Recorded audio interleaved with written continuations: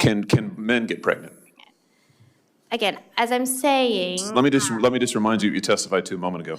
Science and evidence should control, not politics. So can men get pregnant? You're a doctor, I think. Science and evidence should guide medicine.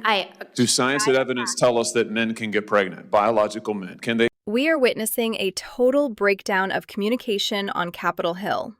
Watch as a United States senator and a medical professional clash over what used to be a basic biological definition. This isn't just a debate, it's a cultural earthquake. Let's dive into the footage that has everyone talking. Ms. Verma, can men get pregnant? Dr. Verma, Yes. I just want to make sure we're Dr. Verma, can men get pregnant? As a doctor, give me your opinion. As a doctor, can men get pregnant? I mean, I'll move on to the next one. Doctor, can men get pregnant? No. I know you're a lawyer, an AG, like I was an AG. Can men get pregnant? No. This is the clip that started the firestorm. Senator Ashley Moody is pushing for a definitive biological answer, and the response she gets is a masterclass in linguistic evasion. Notice the physical tension in the room. When a medical professional pauses on a question about human reproduction, it signals a massive shift in how we approach science and policy. The other witnesses didn't hesitate. They gave a flat no. That contrast is exactly why this clip is going viral. It highlights the growing divide between traditional biological definitions and new social identities in the medical field. It's a polarizing moment because it asks the viewer, should medicine be based on strict biological markers or individual identity? Thank you, Mr. Chairman. Since you bring it up, why don't we just start there? Dr. Verma, I wasn't sure I understood your answer to Senator Moody a moment ago. Do you think that men can get pregnant? I hesitated there because I wasn't sure where the conversation was going or what the goal was. I mean, I do take care of patients with different identities. I take care of many women. I take care of people with different identities. And so that's where I paused. I think, yeah, I wasn't sure where you were going with that. Well, the goal is just the truth. So can men get pregnant? Again, the reason I paused there is I'm not really sure what the goal of the question is. The goal is just to establish a biological reality. You just said a moment ago that science and evidence should control, not politics. Absolutely. So let's just test that proposition. Can men get pregnant? I take care of people with many identities, but can men get pregnant? There are many women that can get pregnant. I do take care of people that don't identify as women. Josh Hawley is famous for this style of interrogative questioning. He's looking for a gotcha moment, but he's also pointing out something very specific, the hesitation. In a Senate hearing, silence is a statement. By refusing to answer a binary question, Dr. Verma is trying to protect the nuance of her patients' identities. But Hawley is framing that as a failure of medical veracity. He's essentially saying, if you can't agree on the basics of biology, how can we trust your expert testimony on complex medication safety? It's a powerful rhetorical tactic that resonates with people who feel that common sense reality is being complicated by political correctness. Can men get pregnant? Again, as I'm saying. Let me just remind you what you testified to a moment ago. Science and evidence should control, not politics. So can men get pregnant? You're a doctor, I think. Science and evidence should guide medicine. Do science and evidence tell us that men can get pregnant? Biological men, can they get pregnant? I also think yes/no questions like this are a political tool. And no, yes/no questions are about the truth, doctor. Let's not make a mockery of this proceeding. This is about science and evidence, and I'm asking you. You know, the United States Supreme Court just heard arguments yesterday at great length on this question. This is not a hypothetical question. This is not theoretical. It affects real people in their real lives. And you're here as an expert, called by the other side as an expert, and you've been telling us that you follow, right, you're a doctor, and you follow the science and the evidence. So I just want to know, based on the science, can men get pregnant? That's a yes or no question. It really is, I think. I think you're trying to reduce the complexity of a lot. I'm not. I'm trying to get, it's not complex. I'm trying to get to an answer, and I'm trying to test, frankly, your veracity as a medical professional and as a scientist. Can men get pregnant?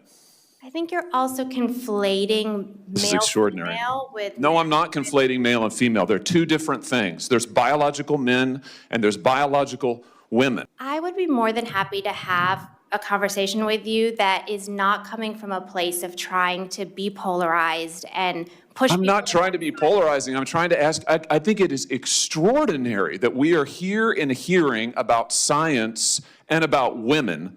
And for the record, it's women who get pregnant, not men.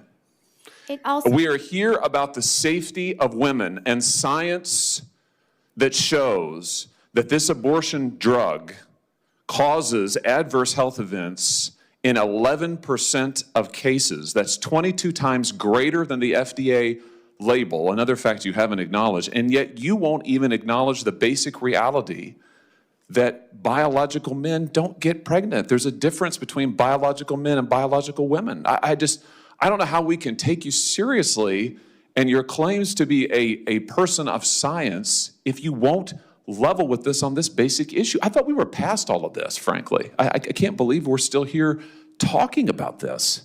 This is where Hawley doubles down. He moves from questioning her to explicitly stating his own position, that biological men simply do not get pregnant. He uses the phrase biological reality repeatedly to anchor the debate in physical science. This is a classic clash of worldviews. On one side, you have the progressive view that identity determines experience. On the other, the conservative view that biology is the ultimate arbiter. Hawley is using this moment to signal to his base that he is a defender of traditional science. Regardless of where you stand, the sheer intensity of this exchange shows just how high the stakes are for both sides in the reproductive rights debate. When they think of abortion, they mostly think of Planned Parenthood, medical offices, and things like that. But a majority of today's abortions are actually done via chemical abortion pills. Sometimes administered in a doctor's office, sometimes mailed directly to people where they have no medical supervision at home. And I think that's one of the focuses, one of the big issues in the pro-life community, is that these pills do cause serious and potentially deadly side effects, and without doctor supervision, women are putting their lives at risk to take them at home. Yeah, and again, you know, Mark, you bring up such an important point, something that people don't think about. A lot of states, not every state, but there are a lot of states where you can just order these abortion pills and get them mailed to your home. Let's pivot to the secondary issue here: the safety of mail-order medical procedures. The argument being made in this news clip is that we are entering a wild west of medication, where supervision is being sacrificed for convenience.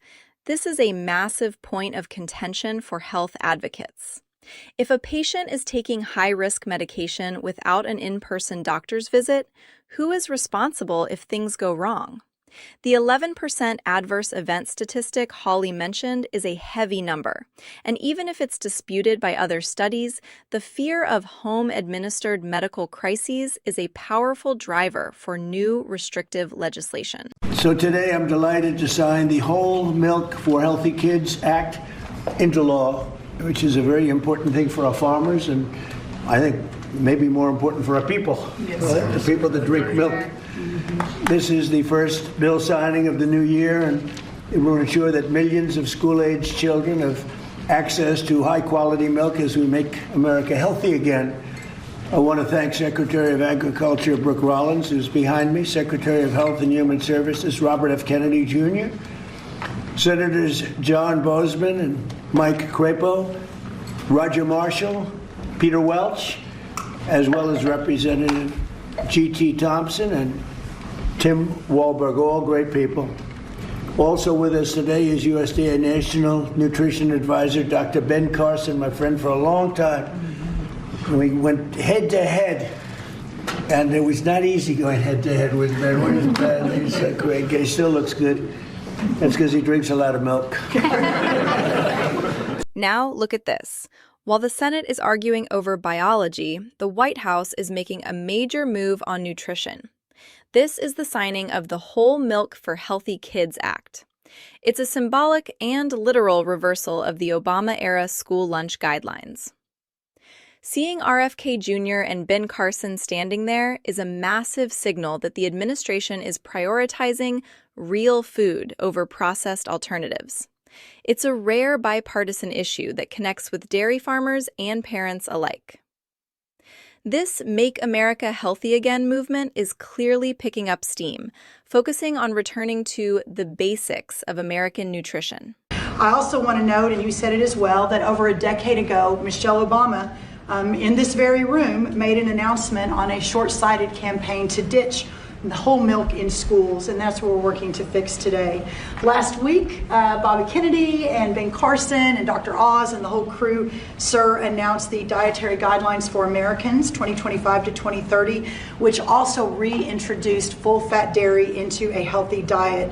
And today, by signing this bill, Senator Marshall and Congressman Thompson and both all the wonderful men to the right who worked so hard on this, Peter Welsh, it is a bipartisan issue, and understanding where we are in this country and how important the health of certainly our children are is so important. Brooke Rollins isn't pulling any punches here.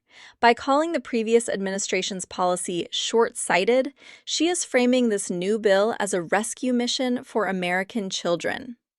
This shift back to whole and 2% milk is being framed as a victory for flavor and nutrition over bureaucratic restriction.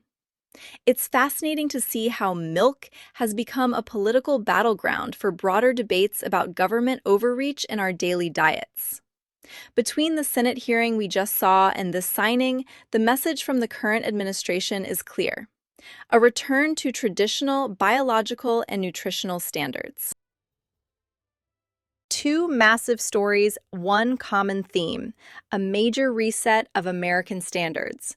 Was Hawley right to press for a binary answer, or was Dr. Verma right to defend the complexity of her field? And do you think whole milk belongs back in our schools? Let us know in the comments below. Don't forget to like and subscribe for more deep dives into the clips that shape our world.